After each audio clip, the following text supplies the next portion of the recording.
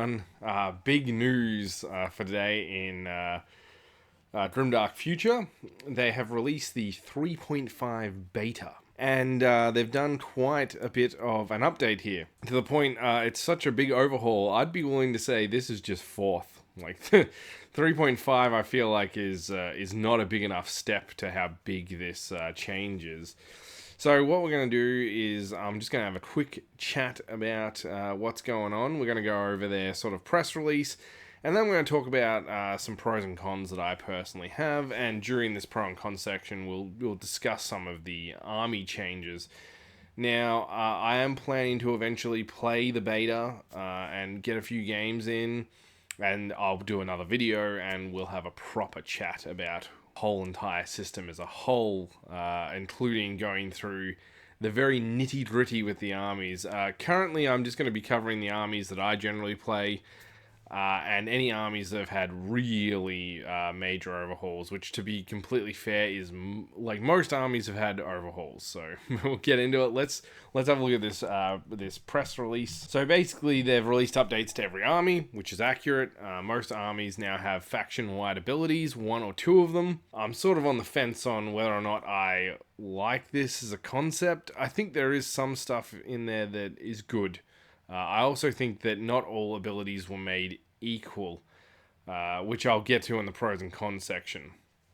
But that's the big thing, is that uniqueness is being brought to each faction in the form of rules, weapons, and of course spells have been a big overhaul, which I'm actually all for that one. That's good. Then we'll come down. So basically, they just identified a few things that they wanted to sort of get off the ground with each army, make the army feel more cohesive, rule combos that are meaningful, more army specialization, marking, which I'll go into that, more unique weapon rules, heroes that have auras now, which we'll get into that as well. And then army-specific spell lists, which of course I think they're really quite nice. They're trying to make them more unique and not quite as generic. So there's a lot less like, this guy takes 4 hits, and then you play another army, and it's like, this dude takes 4 hits. They're trying to avoid that. So that's pretty cool. They're consolidating the special rules, so in names and aliases. So they're trying to avoid having things that is like, if you roll a 1, you take an additional wound, and that has like 3 different names basically. I think it's got warp, and then there's phosphorus, I believe, or radiation, and I believe magma also has the same rule. And then on top of that, they're then taking so now that rule has a specific rule, which I think is Shred, from memory, is the name of the new rule. So I'm all for that as well. I think making the specialty rules just all sort of put together. Now, faction leader abilities still have their own unique name, but in brackets they have what the rule is. So pretty much how they've been doing it. And all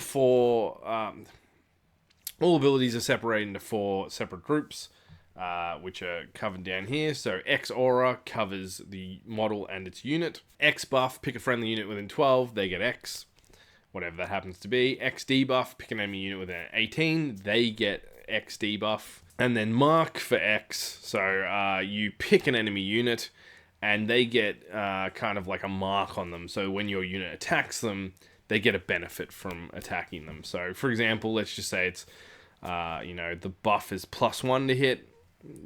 Bang, any unit within 12 gets +1 to hit. Debuff is -1 to hit. Any enemy unit within 18 gets -1 to hit. And mark is like when your unit shoots them, they get +1 to hit. And then that mark goes away. So that's pretty much the idea, is that they've sort of just categorized them so they're a bit more visually easy to decode. At least I think that's the theory. In practice, I feel like we're sort of drifting away from some of the simplicity of one-page rules, but I've got to play it before I can give 100% guarantee on that. So we'll see how we go. And then finally, we've got some general army changes in balance. So the first one is they've removed Undead and Robot from the game. There is a rule, no retreat, that I think Human Defense Force get that basically is Undead or Robot, but I think they're pretty much the only ones to sort of do it. And I don't necessarily dislike this change. I've never been a big fan of Undead or Robot, but I can understand why some people might be upset by it as well.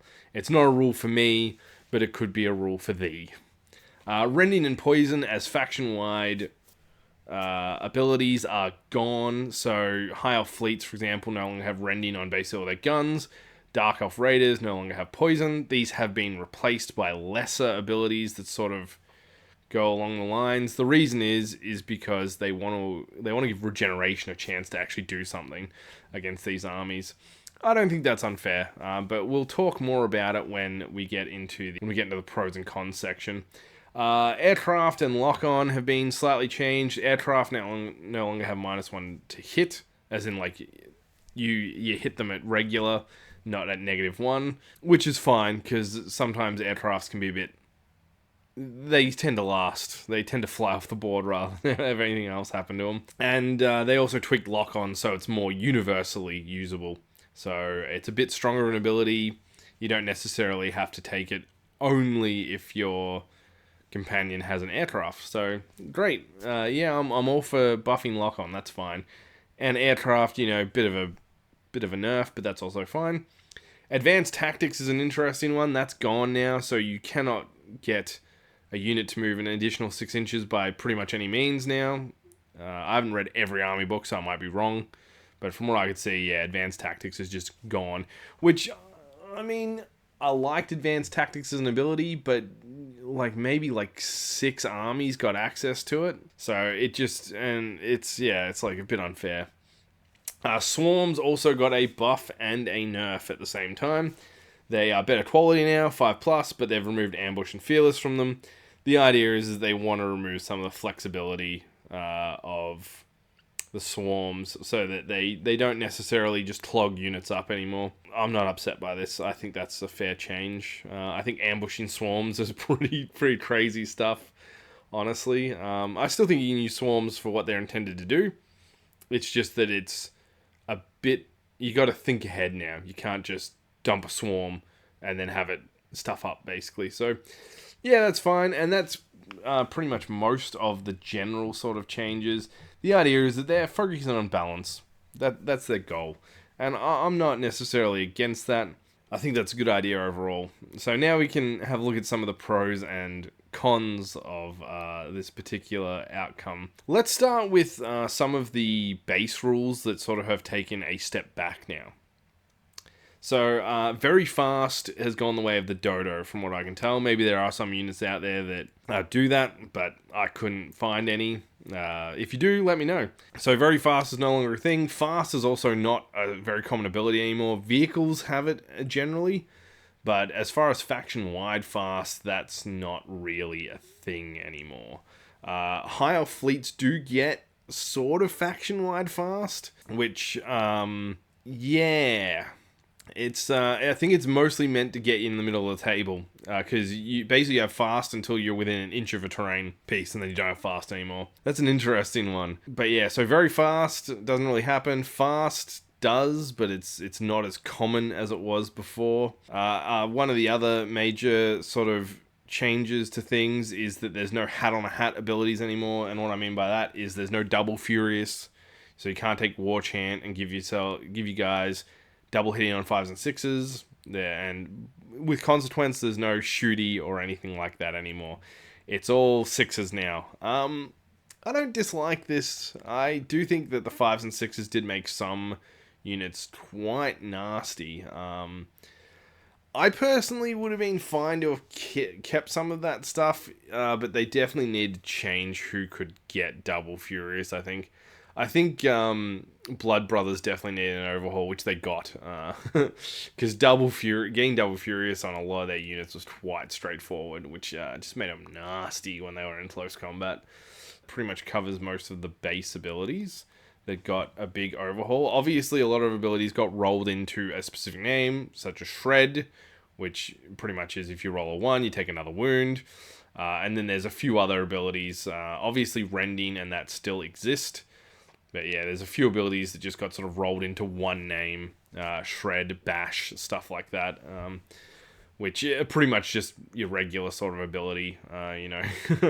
There's not as many roll 6 double hit abilities anymore. There are a few, but well, there's the one named one, but they don't pop up as often anymore. So let's talk about faction-wide abilities and how I feel about them. So most factions have one ability. Some have 2. Pretty much everyone has one faction-wide ability that their whole faction has, and then some of them have faction weapon abilities on top of that, but generally only one of them. So, for example, Sisters got a big overhaul. Devout no longer double hits on 6s. Instead, if you're within the 12 inches, you get +1 AP, and if they charge from half range, so 6 inches, they also get that +1 AP on the charge. But they also have Purge, which is not the same as Purge used to be. And basically, Purge, in this scenario, it gives them an extra wound on a roll of a 6. So with it's on their flamethrowers. It's, as far as I can tell, it's only on their flamethrowers. When they roll a 6, you get the 3 hits and 1 wound, just flat wound. It just deals a wound. Obviously, because they're flamethrowers, they also get that +1 AP because they're always within 12 inches, basically. So that's nifty, but obviously that is a rather decent nerf to Sisters. But the big ones I want to talk about are actually High Elf Fleets, Dark Elf Raiders, and Human Defense Force as well. I will actually mention one of the other ones I really like, actually, before we get there. Lust Demons, so both the Demon and the Disciples. They actually have this really cool ability where for every unit they have and hero they have, they get 1 token at the start of the game. And then they can use that at any point to give a unit fast for the turn. So that's actually, I actually like that. I think that's a pretty cool ability. So instead of their whole faction having just fast across the board, they can choose to give units fast at certain points, which obviously means that you've got a sort of range for that, because, you know, if they've got 7 units and 3 heroes, that's 10 markers that they've got. I actually really think that's quite cool. I think those sort of faction-wide abilities are pretty cool. And also the Battle Brothers have a really cool set of abilities. Each one has, it's a heroic ability, so like Knight Heroic, Blood Heroic, Battle Heroic, and they're all different. For example, the Knight one just gives them regeneration for a turn that can't be ignored, because it's not regeneration. But obviously that's just for the turn. Once you use that ability, it's done. There's no tokens. Battle Brothers, they're like just base Battle Brothers, get +2 AP for a turn when they shoot. I think that's pretty nifty. I like those kind of abilities, because it means you got to be somewhat tactical with them. And of course, Battle Brothers still all have Fearless. That's pretty much on the can there. So I don't necessarily mind those, but yeah, let's talk about High Elf Fleets first. Let's rip the band-aid off on that one of my favorite factions. I do think they needed a nerf, to be completely fair. They were terrifying. So they did get a nerf, and so that nerf is that their rending weapons no longer are a thing. They have an ability called Crack instead, which is basically rending without ignoring regeneration, and on a 6 they get +1 AP. I do actually think this is too much of a downgrade, too much of a foot kicker, because Human Defense Force have an ability called Destructor, which is rending without the regeneration penalty. So I don't know why High Elf Fleets couldn't have got that, but let's just say no, too overpowered, right? I think AP2 would be pretty fair. That's what I'd suggest. But of course, I have to play and find out for sure. But I feel like AP4 to AP1 is just too much of a step down. Halve it and then see how it works. But that's why we have a playtest period. So, and the other thing is, of course, a lot of their stuff is they can't really be within an inch of terrain, and they can't take full advantage if they are. So they got to be on the move, really. Dark Elf Fleets have Lacerate, which is poison without the regeneration penalty. So, yep. And instead of being fast, because as I said, fast is no longer a really common rule, they have Harass, which is basically hit and run. which is slightly changed. Hit and run now has you can move after close combat as well. So normally it's you got to move 3 inches after you shoot, but you can do it after close combat. Dark elves have harass for everyone, so pretty much everyone can harass, so they can move 3 inches after they give someone a good shellacking or shooting them. So yeah, I mean, I feel like Dark Elf fleets didn't get as bad of a haranguing as the High Elves did, but that makes sense. They weren't as powerful. But they certainly got a little bit of a haranguing, that's for sure. I think out of all the army-wide abilities that I've seen, Human Defense Force really ate it quite hard. I did mention the spell lists. The spell lists are all very unique and very based around the factions now, which is cool. But the big problem with Human Defense Force is their army ability is Hold the Line, which is if you have a friendly unit within 6, they get +1 morale.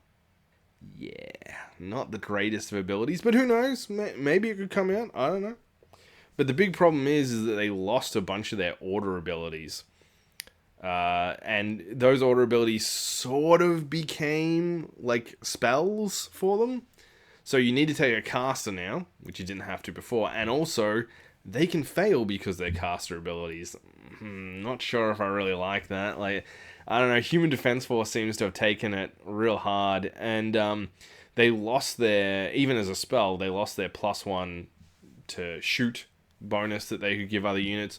You can now mark enemy units so that when you shoot at them, it's +1 to hit. But the problem with that is that they lose the marker as soon as you shoot at them. And secondly, it's a spell now, and it's a level 2 spell. So to realistically cast it consistently, you're going to want like 4 caster points to be able to do it. Because obviously it's a 50-50 shot when you're rolling the dice without using additional caster points. So, I don't know about that one. I think Human Defense Force, honestly, I put them in S tier, I think, on my list. But reasonably, they probably could have been a high A tier. And now I really feel like they may probably end up falling to B tier, honestly. I think with a lot of the other army abilities I've seen, I think they really got the short end of the stick there. I think they definitely need more orders. I think they need some type of like order system rather than necessarily a spell system. So, the Human Defense Force doesn't have magic, but they have orders, and they're not as strong as spells, but they're consistent. I don't know, that's just my suggestion. I might be wrong here. That's fine. What else can we sort of talk about here? Well, I think we've really covered the major sort of areas here. How do I feel overall about the changes, basically? I don't know. Like, I think they're a net positive overall, I think. But I also feel like there's definitely going to need to be a lot of playtesting. I think the big thing for me when I look at it and I go, this is a con for me, is one of the things I love about one-page rules in general is that I really enjoy the simplicity of the game. As in, I enjoy being able to grab a friend who has no idea what a war game is and play with them. Like, actually play with the person, and they don't need to remember a huge amount of different things, right? You can really sort of, like, you can go, oh, let's not do casters this time, and it really doesn't affect the game as much as you might think it does. And then introduce casters and introduce this and that. Now I feel like there's going to be a lot of rules I'm going to have to introduce all at once right off the bat to a new player, and I don't know, man. I'm not a big fan of that. One thing I liked, as I said, I like the simplicity, and I think we're adding complexity, and I think we're adding too much complexity all at once. I think for me to go, this is 3.5, is if they added faction-wide abilities. So, if they said, here we go, we're altering some of the faction abilities and we're updating it. I feel like they've tried to, as I said, this really feels like it's a playtest for 4.0. If someone said, they're just skipping 3.5 and they're just going 4.0, I would have said, yeah, that makes perfect sense. Because they've added a lot of new stuff in. Now, that being said, I will say I love the fact that the spell lists have become more unique. That's great. I love the fact that all of the named abilities are again centralized into a singular name. So, like instead of having Beam and Devout and all these other abilities that were all just like, if you roll a 6, you hit twice. Furious, even though Furious is still Furious, they now have Surge instead. So instead of having a whole bunch of abilities that do the same thing, Taser, all that kind of stuff, it's all just Surge now. Just, boom, great, excellent. I'm all for that. But yeah, I don't know. I'm very much on the fence about this. I think I need to play it to really get the sort of the grip of it all, which I will be playing some, and I will put out a battle report of it. I'll probably do a sort of half raw, half overview, so that you can sort of see my raw reaction to things, but also still get the nice overview look. Yeah, so I think that's sort of where I'm sitting at the moment, is that I'm pensive, but I hope that we end up coming out of this strong, I guess is how I'm looking. Now, guys, before we all, either pick up our pitchforks or riot shields, depending on which side of the debate you think you're going to end up on, keep in mind that this is a beta. This is a beta. We're not feeling the full game yet. They're still working it out. So it's very important that we give feedback during this time period, both positive and negative. Make sure that feedback is positive too, unless of course you've only got negative things to say. But I don't think that's going to help either. And keep in mind that one-page rules, they're going to try and balance all this stuff. They can't take every suggestion added into the game. It would be an absolute mess.